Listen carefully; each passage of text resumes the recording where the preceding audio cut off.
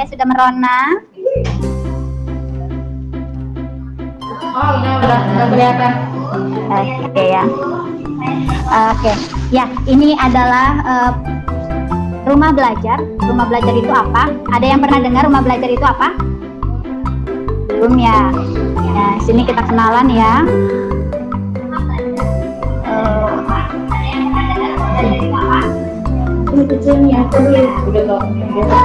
Nah, rumah belajar itu portal pembelajaran yang menyediakan bahan belajar serta fasilitas komunikasi yang mendukung interaksi antar komunitas.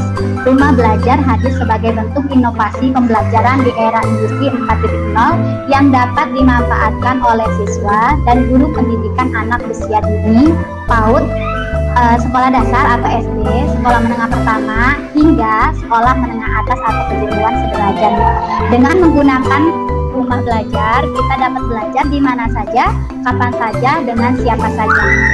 Dan seluruh konten yang ada di rumah belajar dapat diakses dan dimanfaatkan secara gratis, yaitu Ibu, anak. Jadi misalnya kita anak PAUD ya Bu, butuh pembelajarannya. Biasa kalau PAUD belajar apa Bu? Nyanyi? Ada nyanyi, ada audio. Jadi di sini tuh ada beberapa fitur, ada 2 fitur yang paling utama. Yang pertama itu ada fitur utamanya. Di fitur utama itu ada apa aja? Yang pertama itu ada sumber belajar. Ya, di sumber belajar itu oke. Nah, sumber belajar itu fitur yang menyajikan materi ajar bagi siswa dan guru berdasarkan kurikulum. Jadi nggak asal-asalan ya Bu. Kita itu kan kalau belajar itu kan ada tujuannya yang harus dicapai, ada indikatornya yang harus kita capai. Nah, video pembelajarannya itu sudah sesuai. Jadi ada tujuannya, ada indikatornya apa yang harus kita tuju. Jadi bukan asal-asal video yang diupload. Nah, ini udah sesuai dengan kurikulum yang berlaku di Indonesia.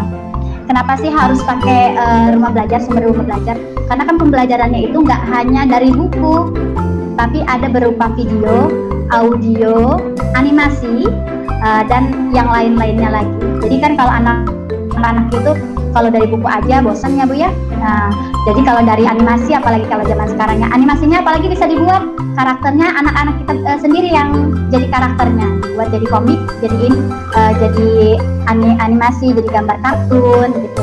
Jadi lebih menarik. Lalu ada audio-audionya juga. Kadang kita kan suka mencari referensi ya. Lagu apa sih yang pas untuk tema apa ini? Lagu apa sih yang pas untuk tema misalnya air, atau yang pas untuk tema sekarang misalnya lingkunganku gitu. Kadang-kadang kita butuh, bisa dicari di sumber belajar ya, bisa dicari sumber belajar. Nanti linknya kita ini ya. Bisa dibuka dari 2 cara. Yang pertama itu kita bisa buka di laman belajar.kemdikbud.go.id. Nah, yang kedua bisa juga dari Play Store. Udah bisa di-download dari Play Store. Ya, anak-anak zaman sekarang siapa sih yang nggak tahu Play Store ya? Oke, yang kedua ada lagi namanya Kelas Maya. Nah, kalau di masa pandemi ini kita rata-rata pembelajaran banyak yang daring. Nah, ini sangat-sangat memfasilitasi untuk pembelajaran kelas daring ini. Jadi pembelajaran tetap bisa dilaksanakan walaupun tidak tatap muka. Di Kelas Maya ini nanti sekolah ya, kepala sekolahnya Bumi, sekolah itu sebagai penyelenggaranya, nanti daftarkan sekolahnya sebagai penyelenggara, baru nanti gurunya bisa mendaftar untuk mengelola kelasnya. Iya, nanti siswanya bisa masuk sebagai muridnya. Kenapa Bu harus dikasih tahu? Supaya nggak salah kunci, nanti kelasnya apa, masuknya kemana, ya nggak bingung, dia nggak bingung arah. Jadi gurunya juga harus partisipasi ya. Lalu masuk lagi nanti ada di laboratorium Maya. Ini kan ada TK, ada SM, ada SD juga ya. Ada pembelajaran yang harus menggunakan laboratorium. Nah, apalagi kalau sekarang ya pandemi kayak gini, mau membuat laboratorium di sekolah nggak boleh ya, terbatas ya. Nah, ini hadir laboratorium Maya. Laboratorium tuh biasanya apa Bu masalahnya? Biayanya mahal ya Bu untuk pengadaannya. Terus resikonya kalau misalnya belajar kimia tuh ada senyawa-senyawa yang berbahaya ya. Nah,